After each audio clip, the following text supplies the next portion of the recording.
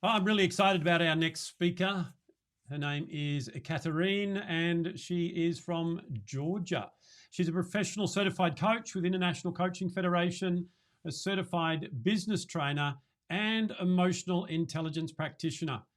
She has many years of experience in training and coaching individuals and teams in both the business and governmental sectors. Passionate about leadership development and organizational transformation, she assists companies in implementing coaching as a management style to help in transforming culture. In this session, Ekaterine is going to talk to us about emotional hygiene. So, welcome, Ekaterine. Thank you, Grant, for having me today. I'm really exciting to meet and present this lovely concept. Okay, I'm now going to share my screen and let's get started. Yeah, it is Atomic Habits for Emotional Hygiene that we have today that I wanted to really share with you because there is a story connected to this subject. It was years and years ago when I was not living in Georgia by then. I was living in Kazakhstan, and I tried to try different things. This was a whole new life for me, beginning there. And it came out that I acquired a new profession. I changed my profession and I became very passionate with coaching. So it is not an easy job when you change your profession, you change your sphere where you operate, um, you change a lot of things, and I was overwhelmed. And there were times when I was thinking, "Oh, I'm so overwhelmed. My mind is working, and I have this all the thoughts happening uh, in my mind, and it was really hard um, to uh, just put those thoughts into different, organize them and then prioritize what was the most important. And sometimes I felt that I was overwhelmed, even, walking this rope. And then then it came to me that it should be something, a methodology, some tools, instruments that that would assist me and the people, because by then already I had my first clients in coaching, and of course it was interesting for me how could I be more helpful to my clients. But I knew that first of all I should do it for myself. um, and I discovered that the day passes and I have so many things to do, so many things to think about, that I do not reflect a lot. I do not stop, and I do not ask myself um, tiny questions that are quite meaningful questions at the end of the day. And those questions for me are is this relevant, what I'm doing right now, what I'm into right now, or I'm just going here, there, and doing the moves that are not necessary for my goals, for my daily routine. Is this a priority? What I'm doing, what I'm putting my energy into, and what do I want right now? What is uh, the most, meaningful, important? What will give me a fulfillment? And did I care? Take care of myself today. These are those questions that I um, I make sure that I am mindful somehow during the day. Um, Although it is, I agree, not very easy sometimes, but I love this reflections, tiny reflections that are now really keeping me on track. But by then, it was about 10 years ago or so, I was searching, and I discovered that I was not reflecting, I was not asking those tiny questions that could focus me on more important, on more fulfilling things during the day. And then,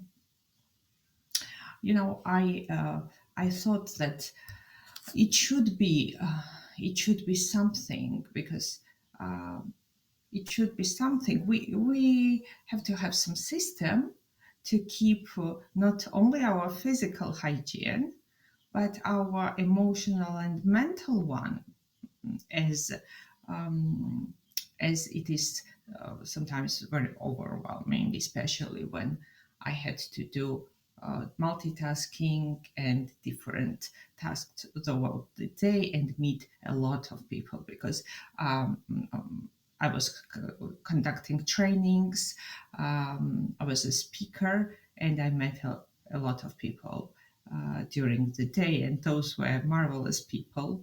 I was really fulfilled with what I did, although there was another part of it that is just I was tired.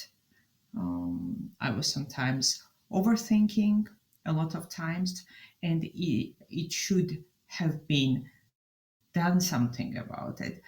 And then this metaphor came of a brain shower. I thought it should be something, not to shower, uh, uh, go to the shower and clean our body, but our mind as well. And then I found a very interesting study that said that human beings are having 90 about 90,000 thoughts a day. And I was, wow, it's so much. It is so much information that we process during the day in our self-talk. Can you imagine? And mm, Then this metaphor of my brain shower came again, and yes, it really is not there that you need ev- every one of those thoughts, and especially when I learned that more than 80% of these thoughts are negatively formulated. So it came out that mm, um, we human beings have all this thing happening during the uh, during the day. So many thoughts. Most of them are negative, and then how does it affect our biology? Um, and I didn't like it. So I knew to um, I had to move on with this and find some answers for me. And then with this brain shower, I came to this emotional and mental hygiene, mental detox ideas. And about after some time, I found out that there has been an author working on especially emotional hygiene. He called it emotional hygiene. And he introduced very nice tips. Some of those that I already knew and uh, I have been using for a while, and some of those that were really interesting for me. And emotional hygiene is Guy Winch, the author. He describes is being mindful of our psychological health and adopting brief daily habits to monitor and address psychological wounds as we sustain them. And for me, this means this brain shower every day, every hour, to have something, to develop some small tiny habits which James Clear calls atomic habits, that will make a difference at the end of the day for our well-being and psychological health. Um, so, brain shower and mental detox and emotional detox. That is what I would like to touch upon really today together with you and share some of those tiny atomic habits that we can develop, um, and that will make a difference for our lives and our health overall, and the fulfillment, because for me, nothing is worth putting your energy, most of your energy, if it is not fulfilling. And fulfillment comes from our mind, from our emotions, and it is dependent on how we take care of ourselves and how we reflect about our own thoughts and about our behaviors on a daily basis. And uh, mindfulness. Most of you probably know what it is. Mindfulness is the practice of being observant about yourself. I would say it so. This is the practice of being here, and being here not only with physically, but mentally and emotionally as well, and noticing what is happening in this moment. Uh, and I found it to be a beautiful practice for having this brain shower and detoxing my brain from so many thoughts during the day. And usually, I not only sit every day in some, mindfulness meditation, but I have some time during the day, especially in the morning. Then it would be after lunch and somewhere in the evening and before going to sleep as well, when I have this reflection and concentrate on here, uh, which helps me to put away the thoughts and stay here, just just just hear and detox from what comes from the past and what goes to the future. Those thoughts that reflect past, or those thoughts that are about future, because these 90,000 thoughts I have shared with you. If you analyze them, you'll find out that those are about past or about future, um, and they're negative because mostly, as the study says, because we are worrying a lot, right? We're worrying what would it be, how it will be in future. Will it work out, my project, um, my children's studies, um, etc., etc.? Will it be a fulfilling day tomorrow? And in our thoughts, we doubt it. Um, and therefore, it is that important to um, find find just moments, minutes, to be mindful during the day, detox our brain, detox our emotions, just being here, and then return to our special to our activities, to what is relevant, what is important, and fulfilling for us right now. Um, Not forgetting about self-care, of course. So mindfulness, I found about mindfulness a great work that I really find very interesting, and I respect Dr. Daniel Siegel. Um, he has done a huge work in putting mindfulness in a scientific on a scientific basis and researching it.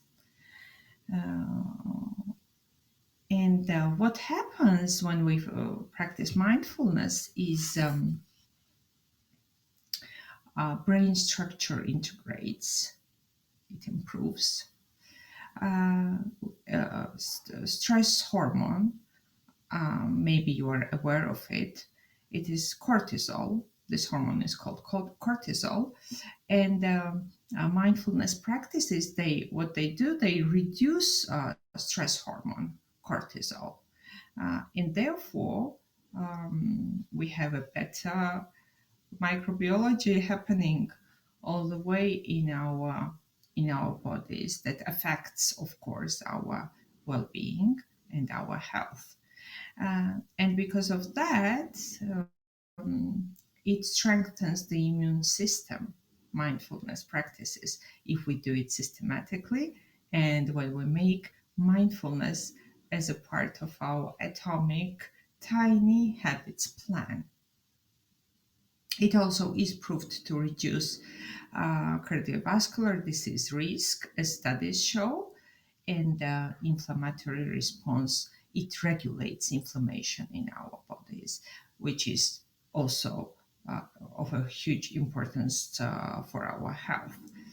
And the last one, which study talks about, is telomerase optimization.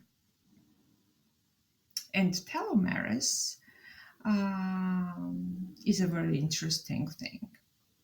So, no, I'm not a biologist, and but I will try to explain it in my words. So, telomerase is the end of the DNA strain. And if you look at the DNA strain in the microscope, and as they make photographs of it, you will notice that at the end it is such a spiral thing, and at the end of it is a telomerase, like a shoelace end. They very frequently compare it to a shoelace end. And the longer telomerase is, this ending, which sticks to the DNA strain, the longer it is, the mm, the longer we will live. So it is a special kind of indicator of our longevity, and that the organism still has this resource. Uh, and therefore, they call also telomeres a rejuvenating this strain, because it is responsible. Telomeres, the longer the telomeres is, the younger we are. So we're going to keep telomeres, of course, in a healthy state as longer as possible. Although we will, of course, age. Um, Everybody ages. But mindfulness, what it does is that it optimizes telomeres. So when we practice mindfulness on a daily basis, and it is our daily um, tiny atomic habit, then it optimizes telomeres, and we're healthier, and we feel better overall. Our psychological health, our overall health is better. And then I would also like to share some of the practices for you, not to just do it now, maybe just as a tiny demonstration, but for you to, be mindful of it, and maybe put it in your mm, tiny atomic habits building a toolbox.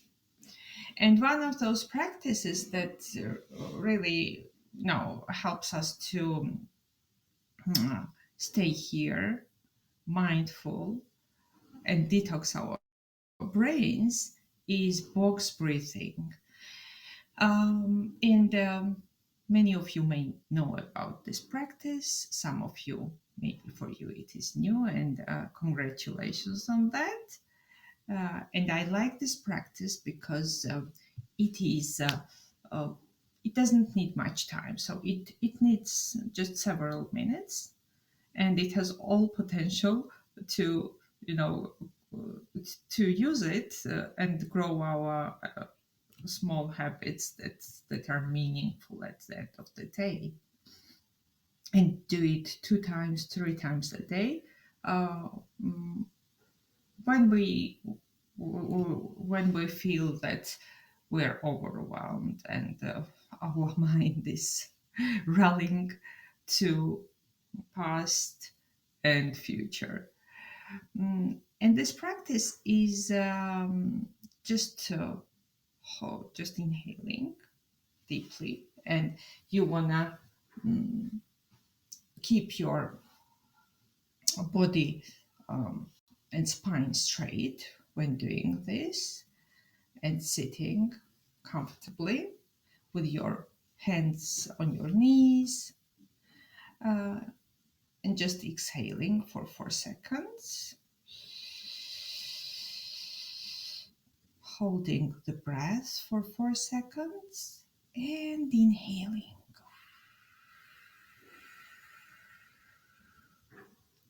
for 4 seconds also, and then holding the breath for 4 seconds more, and then again.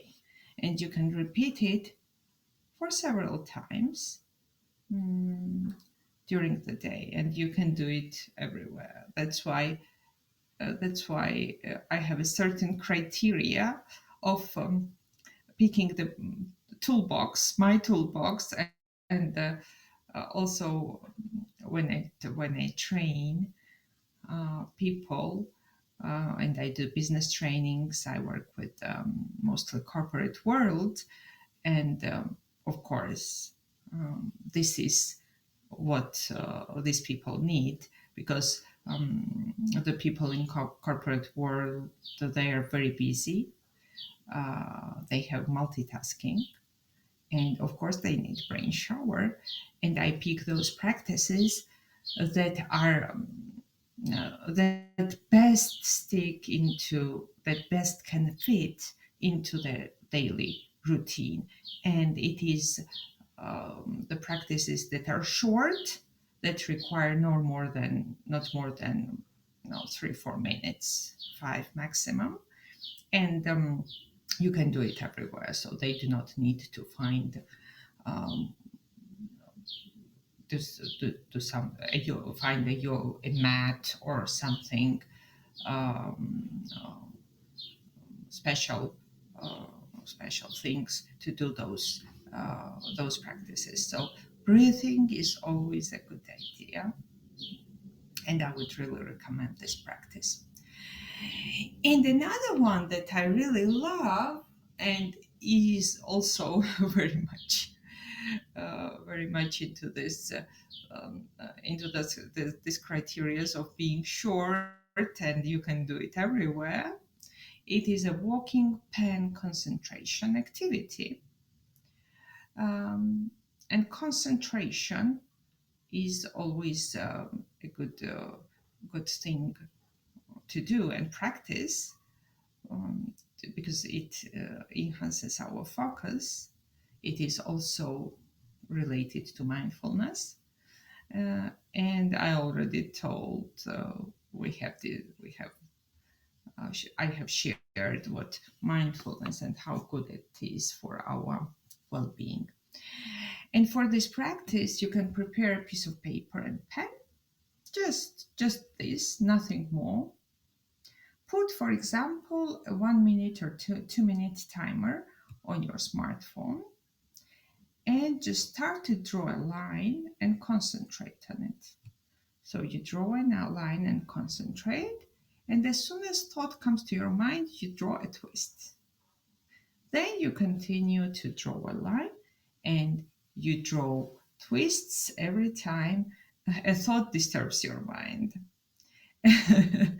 And what you receive after this activity, when 2 minutes are up, it is a picture of your, so thoughts, these twists that are the indicators that you had a thought that time, and it looks quite entertaining, and you will thus develop this habit of concentration, and also detox your mind, because when you do this, um, you think about concentrating on a pen, and this makes your mind more clear. Uh, and if you do it every day, of course, you will develop a tiny beneficial habit of for your well-being and fulfillment. And after this practice, you just can sit and be with your feelings. Just notice your feelings. What happens? Usually, it is quite chilling, relaxing, and then you can notice that you have more energy now, because you have less thoughts overwhelming your mind. You have cleaned them, and then this energy can be directed to something that is meaningful and important to you at that time of the day. Good. And let's go move on. There is a very, very interesting thing with there are a lot of many interesting things about how we are built, our human architecture, and how our brain is built. And the brain was not very much it was not much researched before 90s, because we science did not have this progress that has it today. And now brain is much more researched, so we humans have learned more about the brain, although it is still um, very very complex, extremely complex structure. And there is a very resourceful thing to know about our brain, which is about imagination and how we can make well-being our and how we can make imagination our well-being ally. And for this, I will ask you to maybe be with me in a um, tiny experiment. It will be a visual experiment. And you see a tangerine in your screen. And I will tell you straight away, if you follow my guidance to do this visual experiment, it will work out. If you will just listen to me and not visualize all this, it will not work for you. So uh, keep it in mind, and you can choose to do it accordingly. There is a tangerine on the screen, and the tangerines are very popular in Georgia because Georgia is famous for its aromatic, juicy tangerines.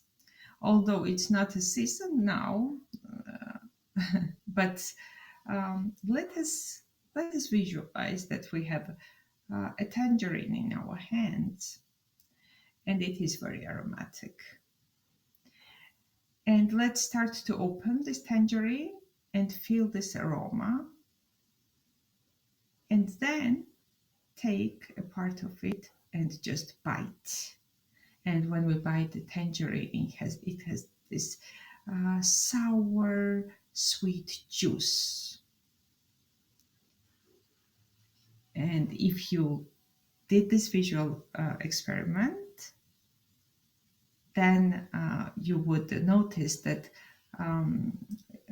saliva has secretion has been the case here, because what this visual experiment shows us is that when we visualize something, although it is not here, and if we visually, see it, if we feel it, so we, in this case, we bite a tangerine and eat it, and if you feel this aroma, then our body, it just reacts as if it were real.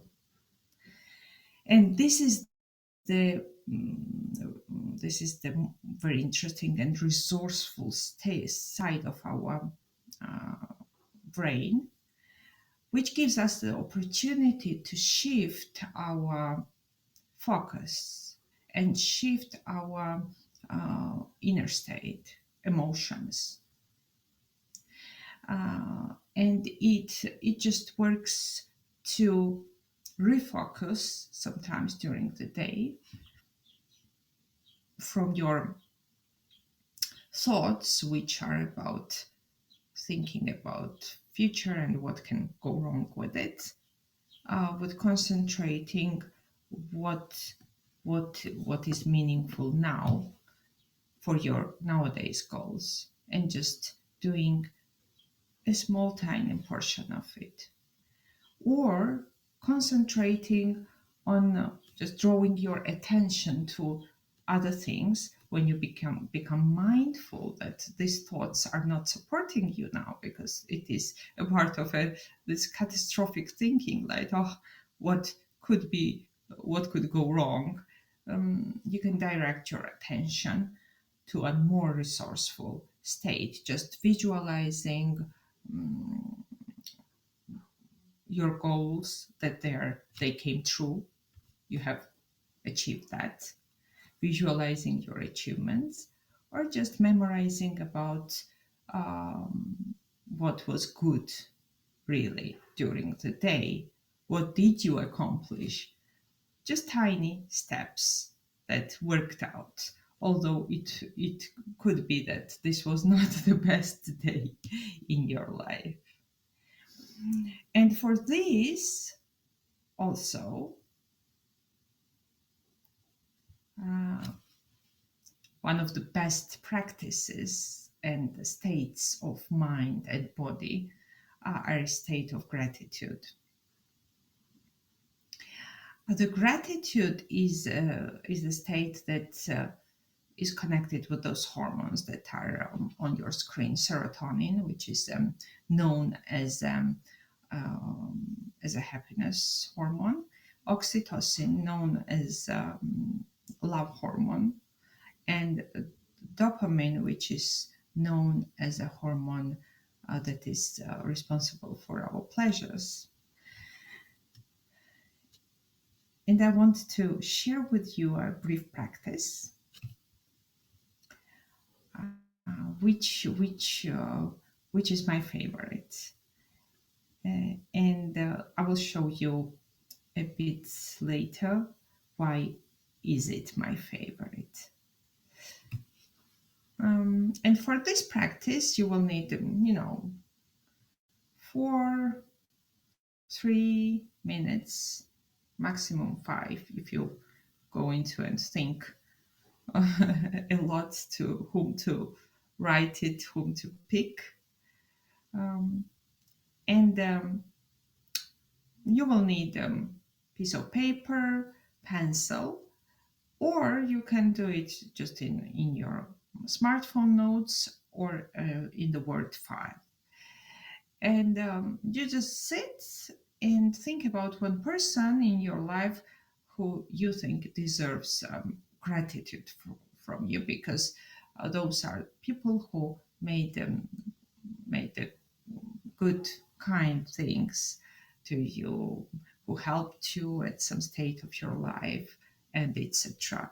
So you can just think about one of those persons that I'm sure in your life are many, and write gratitude.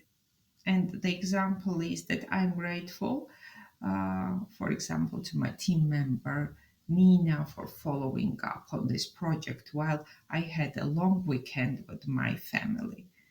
This was a blessing that I did not have to respond to the emails during those days, and I just came from the vacation yesterday. I arrived back, and now I realize how grateful I am for my partner, Irina, that she handled all those things with emails and etc. during those days. Yeah. And this is the first part of this practice. And the second part is gratitude to yourself, because it is this is you that you are taking care of, right? And it is also important to be mindful about yourself, what you are grateful for yourself in during the day in your life. And the second gratitude goes to yourself. Why I totally love this practice is that I uh, when I administer this practice in the groups, and I suggest to people to do it straight away during the trainings, I find that some people find hard to write gratitude to themselves. And then I recommend to make this a tiny atomic habit, because this mostly leads to practicing self-compassion, self-care, which is so important for us human beings, especially in the today's world and with our busy lives. And the third one, which I totally love, is to write gratitude to one person who you think does not deserve this from you. So those are people maybe who lied to you. This is a person that did something which is not good, and you are angry, frustrated about this. You can just find some some perspective, which is quite interesting, by the way, and widening. You know, it's a totally different thinking style when you find something that you can be grateful for to this person that maybe hurt you, think they hurt you or lied to you, and so on. And thus, this practice gives us the opportunity and opens us the door to more expanded thinking and more expanded ourselves, more oxygen in our minds, in our emotional world, and the shower that all of us need during the day. And that was it. It was a pleasure presenting to you today and sharing my thoughts, the practices that I myself use and myself made them a tiny atomic habits of the day, and the practices that I find many of my clients have benefited throughout the years, and wanted to wish you to have a fulfilling day or evening or whatever time zone you are. Fantastic. Thank you so much, Ekaterine. And I'm sure that everyone got something out of that. I love the whole concept of atomic habits, and I've got that book in my bookshelf here, and it's a great concept. So anything within this whole concept of or the theme of our summit this year of navigating our emotions in the new normal, anything that can be a simple habit that we can do every day. That's what I've asked our speakers to talk about. And, just going down to basics. And I know that some people think, oh, breathing. Well, we all breathe, but breathing in a certain way does what it does to the body. But being able to do mindfulness practices, being able to, detox and all these things are really going to help you to navigate your emotions in a different way. So thank you so much again for sharing. I know that English is not your first language, and you did an amazing job of getting your point across to us here. And I know that lives will be changed. So I'm going to challenge everyone that was just watching this to find one thing, whether it's the gratitude, whether it's the breathing, whether it's the mindfulness. I love the imagination work, whatever it is, and just put that in your toolbox, as Ekaterine mentioned it as, and see the change that it has for you in the way that you navigate your emotions. All right, so we're going to have a little break right now. We're going to come back and have our next speaker. And once again, thank you very much to Ekaterine. I know in the chat box you're all thanking her for what it is that she shared. And I'll see you when we get back from this break.